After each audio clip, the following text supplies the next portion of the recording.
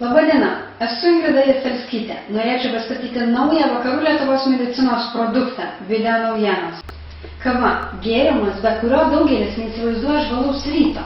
Tai ne tik gėrimas, bet ir priemonė padedanti pakviesti į pasimatymą, mandagumo simbolių sutinkant svečius, ar tiesiog stimulas greičiau padaryti darbus ir paskelbti kavos pertraukėlę. Todėl nesibaigia diskusijos ir ginčai dėl galimo jos poveikio. Bet kaip naujienos praneša, kad kava neturi jokio efekto moteriams susirgti širdies kraujagyslių ligomis.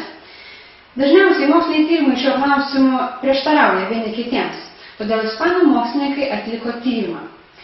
Atliekant tyrimą buvo vadovaujamasi maisto vartojimo klausimynu, kuris pateikiamas slaugos specialistams kas 2-4 metus ir šitaip jau nuo 1980 metų.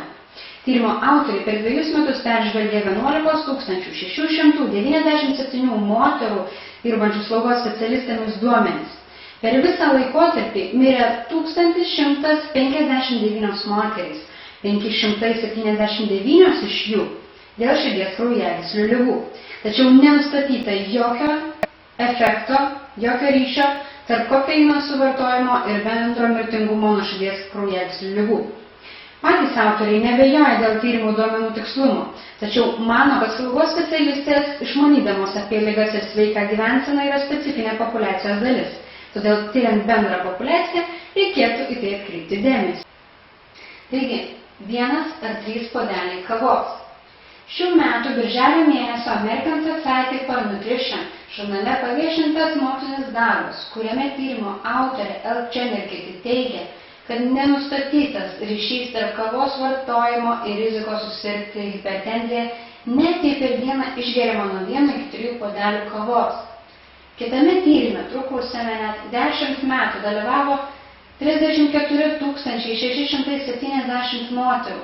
Nustatyta, kad visiškas kavos nevartojimas ar mažas kavos suvartojimas yra susijęs su didesne insulto tikimybė. O tyrimo rezultatai paviešinti 2010 metų Stroke žurnale. Ištyrus beveik 48 000 vyrų, pastebėta, kad geriantys daug kavos turi mažesnę tikimybę sirgti prostatos vėžiu. Žalingas poveikis gali pasireikšti nėščioms, nes padidėja persileidimų rizika ar tikimybė, kad bus sutrikęs vaistų vystymasis. Vaikams gali sukelti dėmesio sutrikimus. Tad jei nesilaukite ir išaugote iš vaikystės amžiaus, kviečiu kavos